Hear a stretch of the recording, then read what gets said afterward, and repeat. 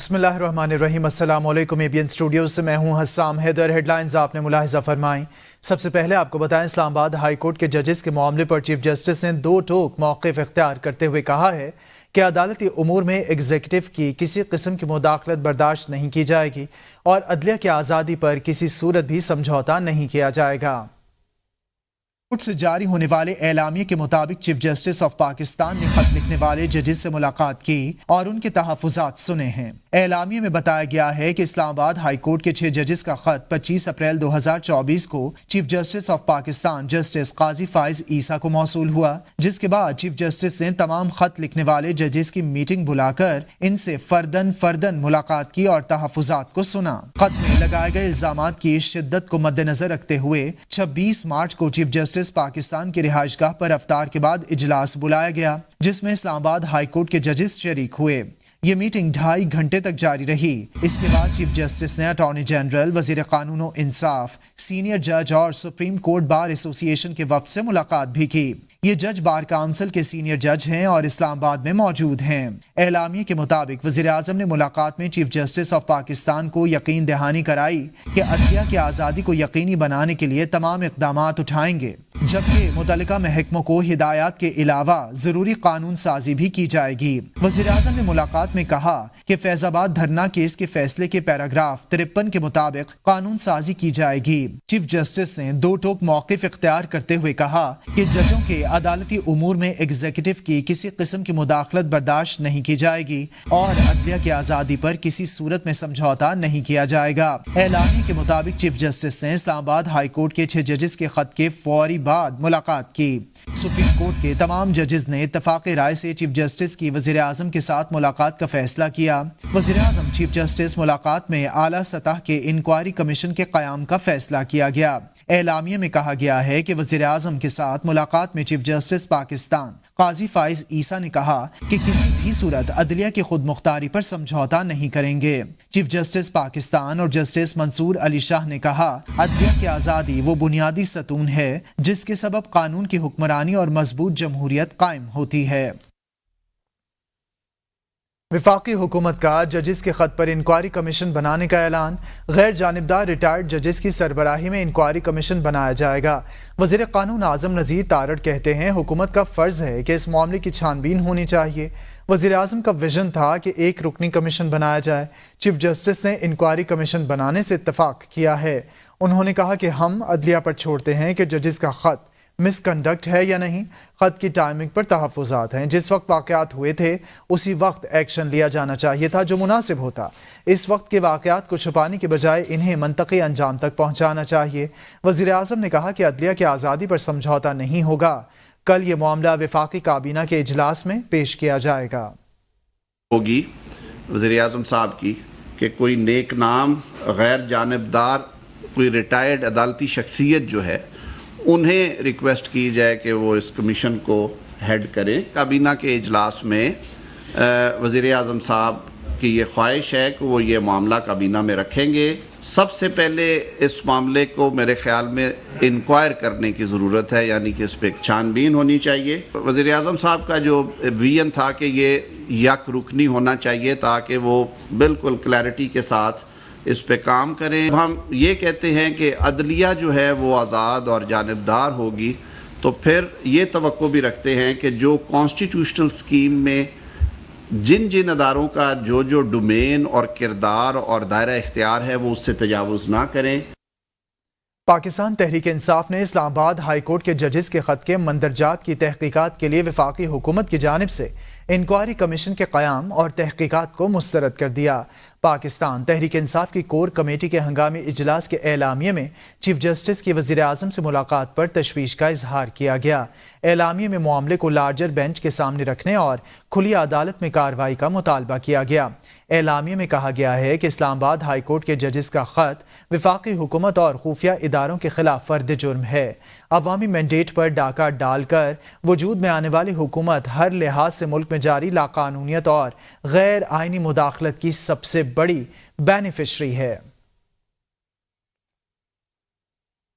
عدلیہ میں اداروں کی مداخلت کا الزام، پیپلز پارٹی نے بھی تحقیقات کی حمایت کر دی۔ فیصل کریم کنڈی کہتے ہیں اس معاملے کی انکوائری ہونی چاہیے۔ ABN نیوز کے پروگرام ڈیبیٹ ایٹ 8 میں گفتگو کرتے ہوئے فیصل کریم کنڈی نے کہا، ہائی کورٹ کے 6 ججز کا چیف جسٹس آف پاکستان کو خط لکھنا الارمنگ صورتحال ہے۔ ججز نے جو الزامات لگائے، اس حوالے سے چیف جسٹس نے فیصلہ کرنا ہے۔ چیف جسٹس صورتحال کا جائزہ لے رہے ہیں۔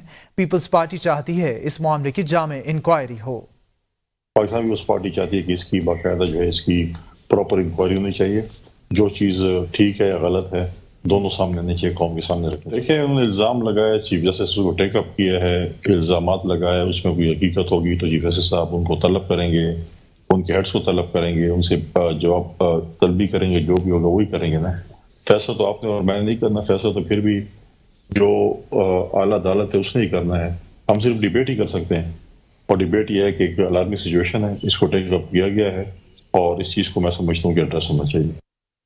ججز کے خط پر پی ٹی آئی کا خیبر پختونخوا میں بڑی ریلی نکالنے کا اعلان۔ Chairman P T I barrister Gohar نے کہا ہے کہ اتوار کو پشاور میں سب سے بڑی ریلی نکالیں گے۔ ریلی کا مقصد عدلیہ کی آزادی اور بانی پی ٹی آئی کی رہائی ہے۔ ہم عدلیہ کے ساتھ کھڑے ہیں۔ بانی پی ٹی آئی نے ہمیشہ عدلیہ کا احترام کیا۔ ججز کے معاملے پر بانی پی ٹی آئی کی جانب سے چیف جسٹس کو خط لکھا جائے گا۔ اس اتوار کو پشاور میں ٹائمنگ اور طریقہ کار آپ کو اب بتائیں گے۔ 2 بجے انشاءاللہ پاکستان کی سب سے بڑی ریلی ہم پشاور میں نکالیں گے اس اتوار کے دن۔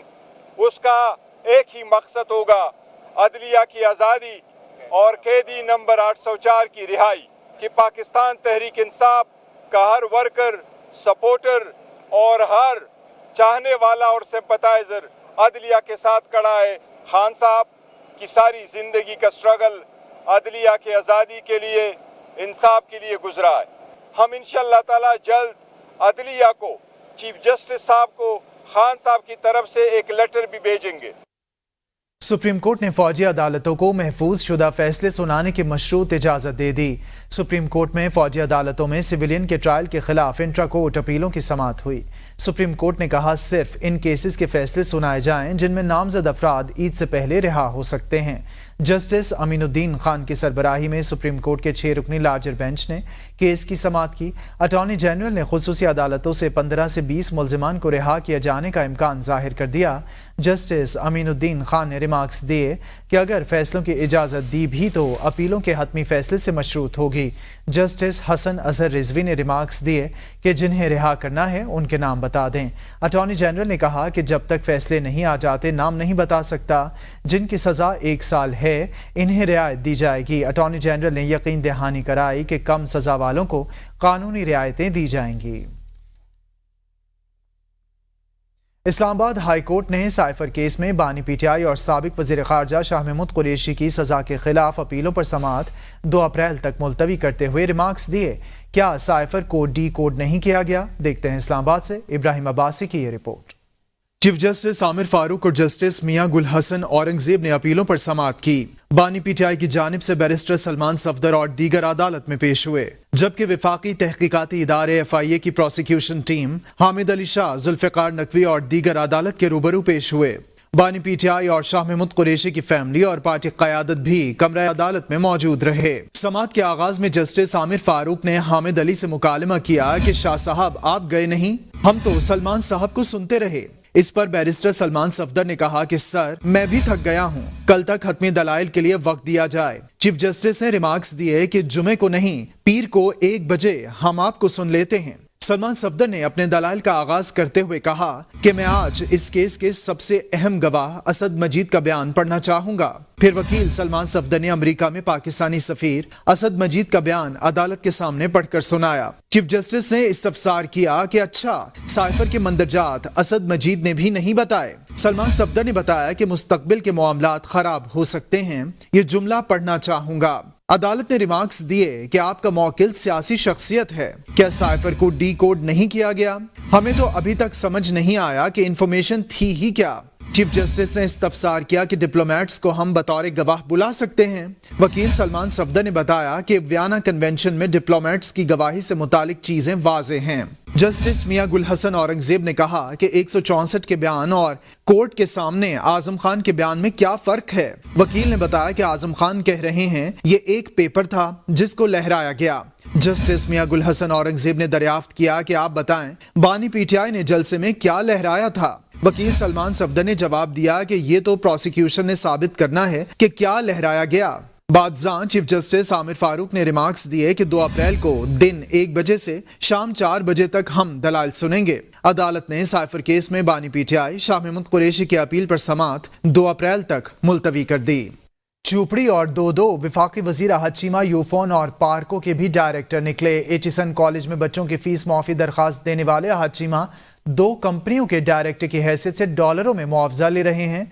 उनकी अहलिया भी सरकारी मुलाजिम और यूनिवर्सल सर्विसेज फंड की कंपनी सेक्रेटरी तैनात हैं। शहबाज शरीफ के करीबी साथी और विफाकी वजीर अहद चीमा 12 अक्टूबर 2022 को यूफोन के नॉन एग्जीक्यूटिव डायरेक्टर मुकर्रर हुए। जून 2023 में अहद चीमा पाक अरब रिफाइनरी के भी नॉन एग्जीक्यूटिव डायरेक्टर बन गए। जराये के मुताबिक अहद चीमा को PTCL यूफोन कंपनी के 8 से जायद इजलासों में शिरकत पर $1 लाख से जायद रकम अदा की गई। विफाकी वजीर बनने के बाद भी अहद चीमा PTCL यूफोन के डायरेक्टर के ओहदे से मुस्ताफी नहीं हुए। जराये के मुताबिक अहद चीमा ने पार्को इजलासों में बतौर डायरेक्टर शमूलियत की भी डॉलरों में वसूली की। अहद चीमा की अहलिया सरकारी मुलाजिम और यूनिवर्सल सर्विसेज फंड की कंपनी सेक्रेटरी तैनात हैं। साइमा अहद को खुसूसी समरी के जरिए डेपुटेशन पर कंपनी सेक्रेटरी के ओहदे पर तैनात किया गया और इन्हें माहाना 5 लाख रुपए से जायद की अदायगी की जाती है। विफाकी वजीर अहद चीमा ने अपने मौकिफ में कहा यूफोन बोर्ड में कानूनी तौर पर तैनाती हुई और रकम भी कानूनी तौर पर मिली। अहद चीमा ने पार्कों में डायरेक्टर मुकर्रर होने के सवाल का जवाब नहीं दिया। पेशावर में विफाकी वज़ीर दाखिला मोहसिन नकवी और वज़ीर आला खैबर पख्तूनख्वा अली अमीन गंडापुर के दरमियान मुलाकात। सूबे में अमन अमान और सिक्योरिटी सूरत हाल पर तबादला ख्याल किया गया। दहशत गर्दों के खिलाफ ऑपरेशन मजीद तेज करने का फैसला किया गया। मुलाकात में बिशाम हमले में हलाक चीनी शहरियों के अहले खाना से यकजहती का इजहार किया गया। मोहसिन नकवी ने कहा चीनी शहरियों पर हमले के अनासर सजा से नहीं बच सकेंगे। दहशत गर्दी के खिलाफ जंग में खैबर पख्तूनख्वा के साथ हर मुमकिन ताउन करेंगे। वज़ीर आला अली अमीन गंडापुर ने कहा कि अमन व अमान मौजूदा सूबाई हुकूमत की तरजीहात में सर फहरिस्त है। आवाम के जान माल के तहफ़्फ़ुज़ को यकीनी बनाने के लिए हर मुमकिन इक़दामात उठाए जाएंगे। वज़ीर दाखिला ने CCTV और CCT हेडक्वार्टर पेशावर का भी दौरा किया है। डिस्कोस के माली साल 2023-24 की दूसरी सहमाही एडजस्टमेंट की मंजूरी दे दी गई। नेपरा ने डिस्कोस ₹2.75 फी यूनिट इजाफे की मंजूरी दे दी। नेपरा एलामिया के मुताबिक नई कीमतों का इत्तलाक अप्रैल, मई और जून 2024 के बिलों पर होगा। डिस्कोस ने नेपरा को सहमाही एडजस्टमेंट्स की दरख्वास्त दी थी। अथॉरिटी ने दूसरी सहमाही एडजस्टमेंट पर 14 फरवरी को अवामी समाअत की थी। सारिफीन से 2 सहमाही एडजस्टमेंट्स की मद में ₹4.43 फी यूनिट मार्च 2024 तक चार्ज किया गया है। सारिफीन को गुज़िश्ता सहमाही एडजस्टमेंट्स की निस्बत इस सहमाही एडजस्टमेंट की मद में ₹1.68 फी चार्ज किया गया है। लाइन सारिफीन पर इत्तलाक नहीं होगा। कौमी एयरलाइन PIA की निजकारी में बड़ी रुकावट दूर हो गई है। PIA के गिरवी रखे गए असासों पर बैंकों से मामला तय पा गए हैं। ज़राए के मुताबिक बैंकों की जानिब रवां हफ्ते NOC जारी होने का इम्कान है। कौमी एयरलाइन के असासे वापस मिल जाएंगे और निजकारी हो सकेगी। बैंकों का कर्जा 10 साल तक वापस नहीं किया जाएगा। 12% की शरह से मुनाफा दिया जाएगा। इब्तदाई ढांचे के मुताबिक PIA के 51% शेयर्स की निजकारी होगी। निजकारी से मौसूल रकम PIA की बहाली पर खर्च होगी। PIA खरीदने वाली पार्टी को 51% सरमायाकारी करना होगी। ज़र मुबादला के ज़खायर में $4 मिलियन का इजाफा। स्टेट बैंक के गैर मुल्की ज़खायर $8 अरब 2 करोड़ 19 लाख हो गए। तर्जमान स्टेट बैंक के मुताबिक कमर्शियल बैंकों के पास $5 अरब 40 करोड़ 57 लाख के ज़खायर हैं। पाकिस्तान के मजमूई गैर मुल्की ज़खायर $13 अरब 42 करोड़ 76 लाख हो गए हैं। वफाकी हुकूमत ने काबीना की ECL कमेटी की तश्कील नौ कर दी। ECL कमेटी की सरबराही किसी भी वफाकी वजीर को ना देने का फैसला किया गया है। वज़ीर आज़म काबीना की ECL कमेटी की सरबराही खुद करेंगे। वज़ीर दाखिला को काबीना की ECL कमेटी में शामिल नहीं किया गया। कमेटी के लिए सेक्रेटेरियल सपोर्ट वजारत दाखिला देगी, मगर वज़ीर दाखिला कमेटी के रुकन नहीं होंगे। ज़राए के मुताबिक काबीना डिवीज़न ने 4 रुकनी ECL कमेटी की तश्कील नौ का नोटिफिकेशन जारी कर दिया। ECL कमेटी में वज़ीर क़ानून, वज़ीर सनअत व पैदावार और वज़ीर इंसानी वसाइल शामिल हैं। वज़ीर आज़म की अदम मौजूदगी में वज़ीर क़ानून कमेटी की सरबराही करेंगे। पाकिस्तानी दफ्तर खारजा की तर्जुमान मुमताज़ ज़हरा बलोच ने कहा है कि हफ्तावार प्रेस ब्रीफिंग में भारत से तिजारती ताल्लुकात से मुतालिक ताजरों की दरख्वास्त का जायज़ा लिया जा रहा है। इस पर कोई हतमी फैसला नहीं हुआ है। ईरान गैस पाइपलाइन पर पाकिस्तान पर जो भी फैसला है वो सामने अपने मुल्की मफाद में करेंगे। तर्जुमान दफ्तर खारजा मुमताज़ ज़हरा बलोच ने कहा कि भारत के बारे में पाकिस्तान की पॉलिसी में कोई तब्दीली नहीं आई। ताजरों की दरख्वास्त का जायज़ा लेने के अमल में वक्त लगेगा। खारजा पॉलिसी मामलात के जायज़ा लेना एक मुसलसल अमल है। ईरान के साथ गैस पाइपलाइन मंसूबे पर बात करते हुए मुमताज़ ज़हरा बलोच ने कहा है कि पाकिस्तान की तवानाई की ज़रूरियात सबके सामने हैं, इसलिए पाकिस्तान अपनी तिजारत हमसाया ममालिक के साथ या दुनिया में कहीं भी अपने मफाद की बुनियाद पर करेगा। लाहौर की इंसदादी दहशतगर्दी अदालत ने तहरीक इंसाफ के बानी चेयरमैन की जिना हाउस हमले समेत 3 मुकदमात में अबूरी जमानत में 4 अप्रैल तक तौसी कर दी। इंसदादी दहशतगर्दी अदालत के जज अरशद जावेद ने बानी चेयरमैन PTI की जमानत की दरखास्तों पर समाअत की। अदालत ने आइंदा समाअत पर मुलजिम की वीडियो लिंक के जरिए पेशी का हुक्म दिया। समाअत के दौरान बानी PTI के वकील बैरिस्टर सलमान सफदर पेश नहीं हुए और उनके एसोसिएट वकील ने मोहलत मांगी, जिस पर अदालत ने बैरिस्टर सलमान सफदर को पेश होने के लिए मोहलत दे दी। अदालत में जिना हाउस, थाना शादमान और अस्करी टावर को आग लगाने के मुकदमात में जमानत की दरखास्तें ज़ेरे समाअत हैं। चौधरी परवेज इलाही की CT स्कैन रिपोर्ट डॉक्टर्स को मौसूल हो गई। CT स्कैन रिपोर्ट में पसलियों के फ्रैक्चर की तस्दीक हो गई। डॉक्टर्स ने परवेज इलाही को 2-3 रोज ज़ेरे इलाज रखने का फैसला किया है।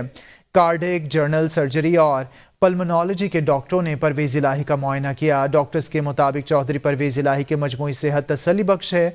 CT स्कैन रिपोर्ट में चौधरी परवेज इलाही की 2-3 पसलियों में फ्रैक्चर है। परवेज इलाही को पसलियों और कमर में दर्द की शिकायत है। चौधरी परवेज इलाही को शदीद नकाहत है। डॉक्टर्स ने परवेज इलाही को मुकम्मल बेड रेस्ट की हिदायत की है।